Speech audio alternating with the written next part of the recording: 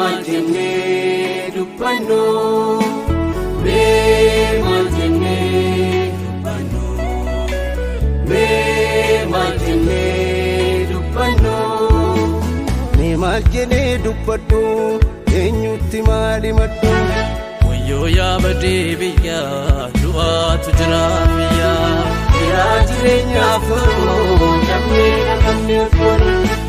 Majede dupadu, enyuti mali matu. Wayo ya badibia, dua tujrafia, irajirenya furu, namira namne furu.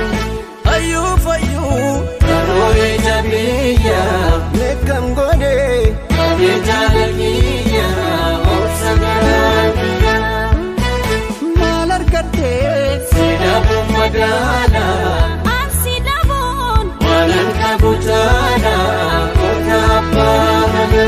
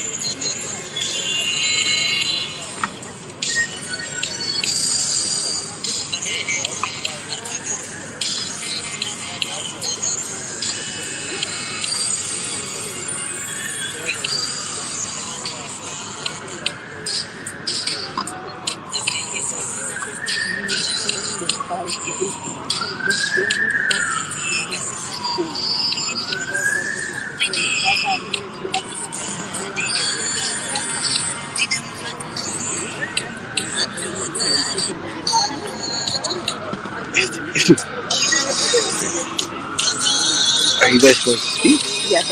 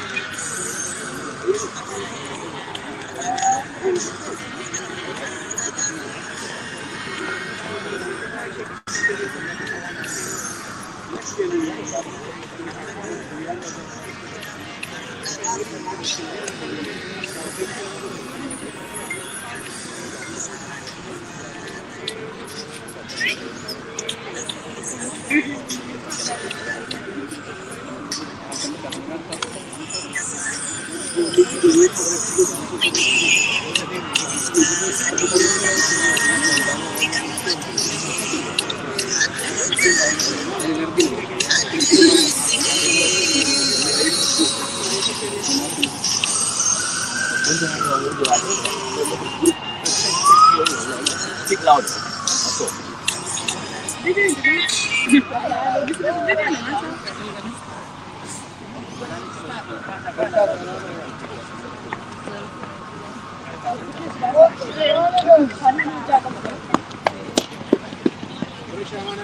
We, the members of the Oromo Community organization of Washington, D.C. metropolitan area, are holding this candlelight vigil in remembrance of the innocent Oromo civilians recently murdered in the indiscriminate drone strikes by PM Abiy Ahmed regime led by Ethiopian security forces. Oromos make up approximately 40% of Ethiopia's total population, making it the majority. However, since their forced incorporation into the Ethiopian empires in the 1890s, Oromos still remain marginalized, dispossessed, and excluded from the country's politics and governance. Oromos persistently resisted the occupation and subjugation through civil obediences and armed struggles that peaked between 2015 and 2018. Consequently, Abiy Ahmed came to power in April 2018 on the shoulder and sacrifices of thousands of Oromo youth who led the popular uprising that compelled the dominant TPLF members of the EPRDF alliance to retreat to Tigray. This occurred although Oromos overwhelmingly preferred the Oromo Liberation Front and other Oromo opposition parties, such as the Oromo Federalist Congress as their representatives. Initially, Abiy and his ruling group showed positive changes and optimism. Despite that, only a few months after he was appointed Prime Minister, Abiy put Oromia under illegal martial law. All civil rights were suspended and the region came under severe military command post administrations. This was done to subdue and crush the spirits of the Oromo youth that removed the TPLF-led EPRDF from power and ironically paved the way for Abiy to clinch power. By their own admission, perpetually remaining in power for the foreseeable future at all its costs has still been and still is the overarching goal of Abiy Mohammed and his ruling group. The main reason for the devastating civil war in northern Ethiopia and hidden war, relentless extrajudicial killings, genocide, rape, distraction and looting of properties, and gross human violations all throughout Oromia. The unprecedented escalation of the indiscriminate aerial bombardment of Oromia civilians over the past 2 weeks at the time the international community is gripped with the news of the civil war in the north. With the news of the civil war ongoing, so-called African Union broker peace talks between the Tigray government and Abiy's regime in South Africa are not incidental. It is deliberate, evil, and criminal. It is a strategy Abiy and his criminal ruling group have deployed to terrorize and inflict maximum pain and genocide on the Oromo nation at a time the international community's attention is focused on the war in Tigray. On Wednesday, October 19th, the regime conducted multiple drone strikes over the Meta Welkate area in the northern Showa, killing 7-year-olds and 10-year-old children, mothers, the elderly, and the disabled people, according to the Oromo Federalist Congress press release. First, they reportedly attacked groups of citizens attending a social event in the open. At the thick of the chaos and devastation they just created, they launched another round of attacks, targeting the villagers who converge at the site of the carnage to collect the bodies and assist the survivors. This is barbaric, cruel, and inhumane nature of Ethiopia's current ruling group. We are here tonight, first and foremost, to remember and honor the innocent Oromo civilians that are needlessly murdered daily by Ethiopia's dictatorial ruling group, drone attacks, and ground forces.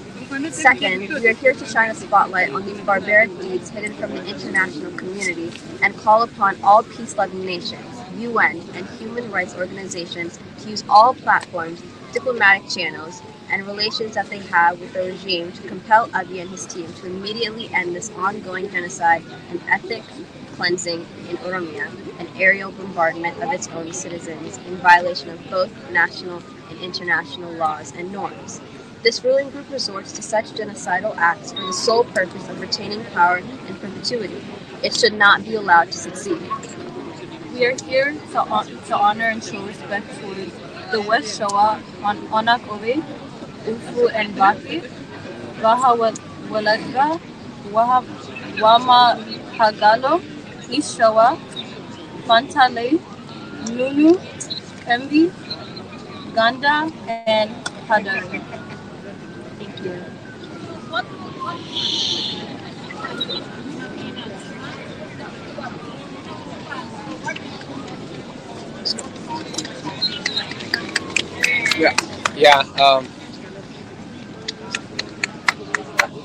Asitti walitti qabamuu keenyaaf hedduu galatoomaa sagalee uummata keessaniif ta'uudhaaf warra mootummaa nama nyaataa maraataa sanaan uummanni keenya lafarraa duguugamaa jiru isaan yaadachuudhaaf galgala kana iddoo kanatti walitti qabamuu keessaniif hedduu sin galateeffanna.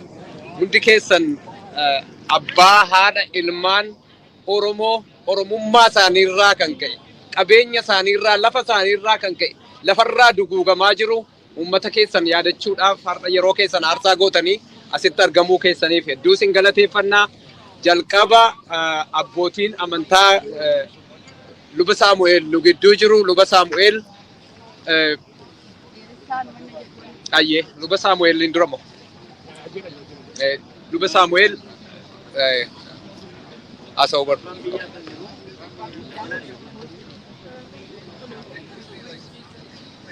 Okay. Laki dubbiidhaaf odoon ta'in kanatti ana Iliyaas. Namni calluma jennaanii naas. Baga haasofte.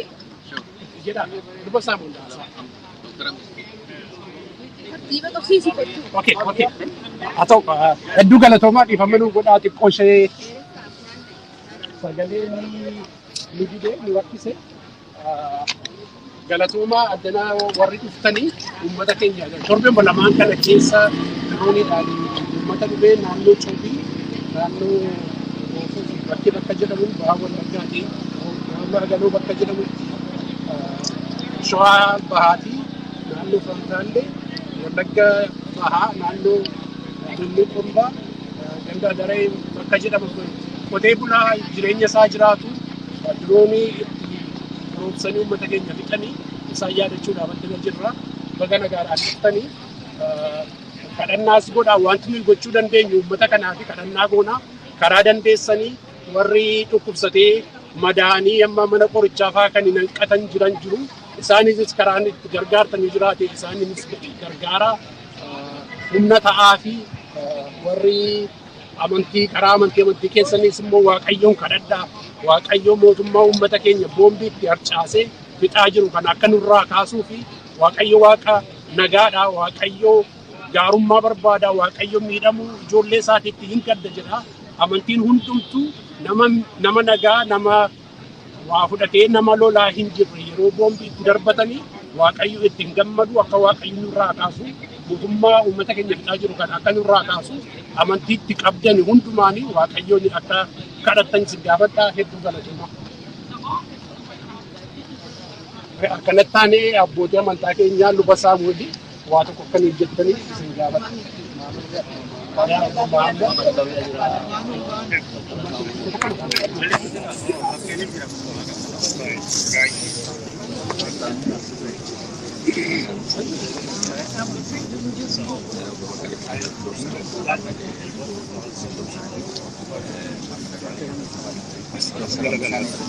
Dokter apa jirus?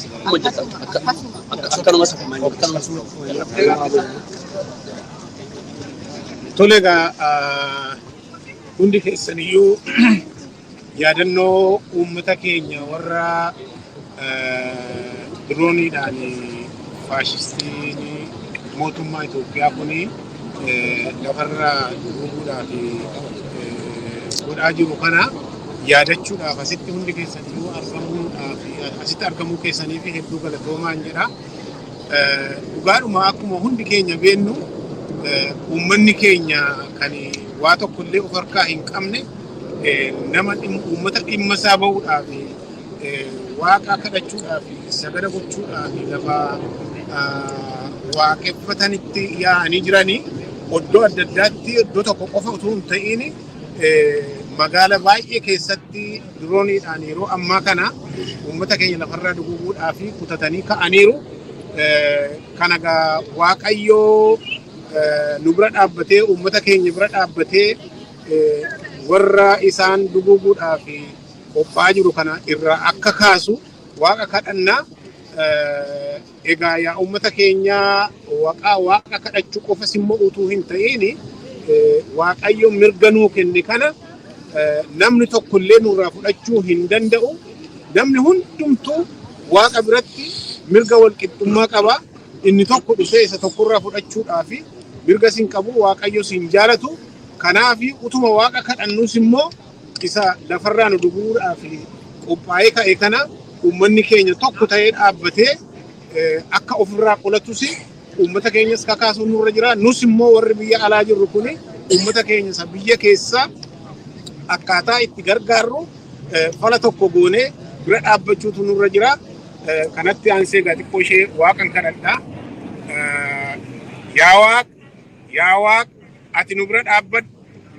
Uummanni Oromoo mirga isaa falmachuudhaaf kan waaqa kadhachuudhaaf yaa'ee jirus katamaa adda addaatti magaalaa adda addaatti kan yaa'ee jirus utuu waa tokko hin godhin utuu nama hin miidhin mootummaan nama nyaataan kun isaaniin aeroplaaniidhaan isa ta'u aeroplaanii nama hin qabneeni yeroo lafarraa duguuguudhaaf akkasisa gochuudhaaf qophaa'ee ka'u kana yaa waaqati bira dhaabbadhu irraa ittisi warra isa duguuguudhaan lafarraa isa duguuguudhaadhaaf qophaa'aa jiru kanas immoo irraa kaasi ummata homaa tokko hin goone lafarraa akka duguugamu hin godhin yaa waaqati bira dhaabbadhu humnas kennuufi tokkummaa isaaniis eegi bira dhaabbadhu yaa waaqa yoo ati kana goote malee mirga isaaniiti kan isaanii eeggatanii warri falmatanis warri ofirraa ittisuudhaaf qolachuudhaaf jedhanis mirga isaaniiti kan isaan falmatan malee mirga namaa hin tuqne namas hin miine garuu warra isaan miidhuudhaaf akkasii lafarraa isaan duguuguudhaaf jedhu kana irraa kaasi irraa ittisi humna kenniif jedha galatooma asitti argamu keessan hundi keessanii. الحمد لله رب العالمين الصلاة والسلام على رسول الله صلى الله عليه وسلم بقى أستولتي قبامني دمير ولتي نقبي درونيتو بيجتي نمنغا نما واقفتشو تجرو نما وجتشو تجرو نما قطتشو تجرو كرامالي دروني دان دقاس تبناني بومبي تنجاتني نمي أمو تجرا دروني كن يروغا دبوتو kuni Islam anjattu Kristaan anjattu waaqeffataadha hinjattu hunduma namaa iddoo tokkotti ajjeesuu jirti ilmi namaa oromummaa isaatii fi dhumaa jira kanaaf nus asitti abbootiin amantii wajjin waaqeffataa Islaamni Kiristaanii walitti dhufnee saba keenya wajjin dhaabbachuudhaan rakkoo uummata keenya irra biyyatti gahaa jiru ummaatii kana balaaleffachuudhaaf namoota du'eef immoo rabbitti araaramu jennee kadhachuuf as geenye bakka kanatti argamne hundi keenya yoo bakka nagaan dhuftanii mee rabbiin haa kadhannu yaa rabbi namoota karaa malee miidhame karaa malee dhume kana ati guyyoo isaas itti salphisi rakkoo isaa irraa itti araaramii dhiifama godhiifi warra illee madaa'ani madoon jaraa salphatee madoo saree haa ta'u jedhama maanaan isaa dafee haa fayyu jechuudha yaa rabbi fayyisi hugna nu kenni hugna nu taasisi ummata keenya jajjabeessi tokkummaa keenya cimsi akkuma kana asittis warri jiru warri biyya jiru wal bira dhaabbannee sagalee tokko walii taanee waliin kan dhaabannu nu taasisi waan hanqate immoo gooftaatti nu guuti برحمتك يا ارحم الراحمين بك سبحان ربك رب العزة عما يصفون وسلام على المرسلين والحمد لله رب العالمين. Magaba kan ilma kana pura kulkullu sadawa katoko amen duran durse saganta kana kan nu qopheessitanii hawaasni Oromoo atattamaan waan ummata keenya irra taa'aa jiru ummata nagaa daa'imman hin jenne dubartoota hin jenne nama harka duwwaa jiru drooniidhaan isaanii keessatti ummata hedduu nu jala galaafatame gadda akka ibsannuuf magaalaa annura addunyaa taate Washington DC White House fuulduratti akkanaan akka walitti dhufnu nu taasisuu keessanii fi galatoomaa jedha akkasumas immoo Waaqayyo lubbuu namoota wareegamanii kana mootummaa isaa nuuf dhaalchisu maatii gadde hunda nuuf jabeessu kanasitti walitti argamne hundumaa Waaqayyo egaa gadda kanarraa nu eegu nu baraaru sirna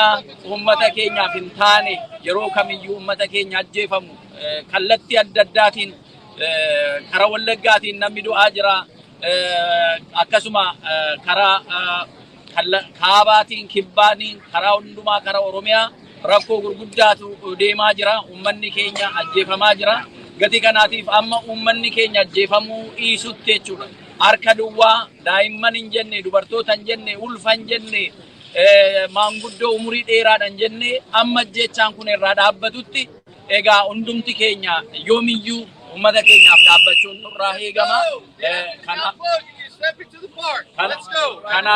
Start moving right now. I said it 3 times loud and clear. Let's go. Lubbu isaanii into the park.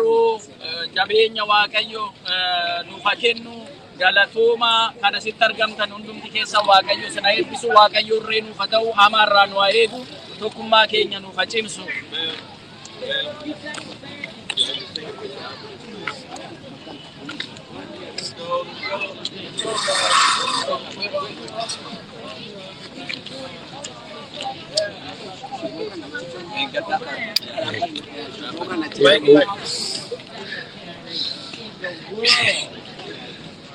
But everybody, like, we gave all kinds of money and all. Eventually, we fight our ass.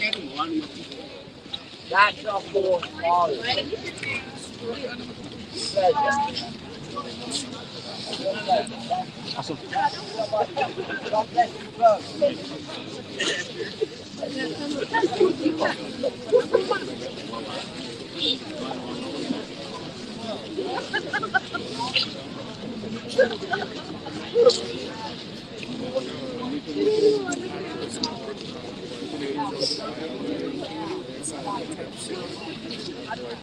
Ta'u egaa hedduu galatooma.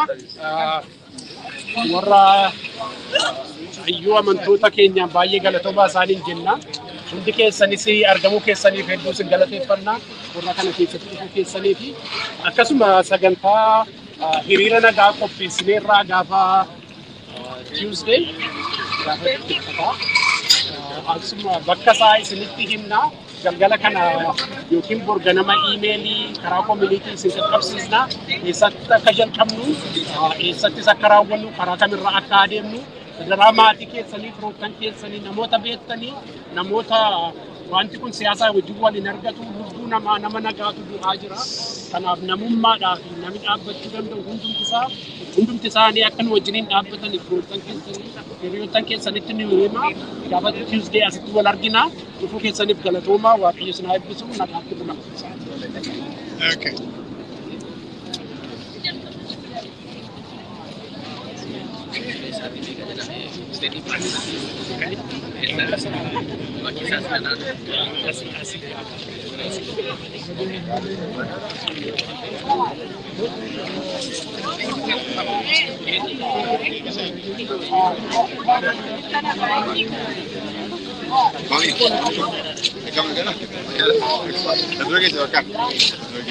Vamos.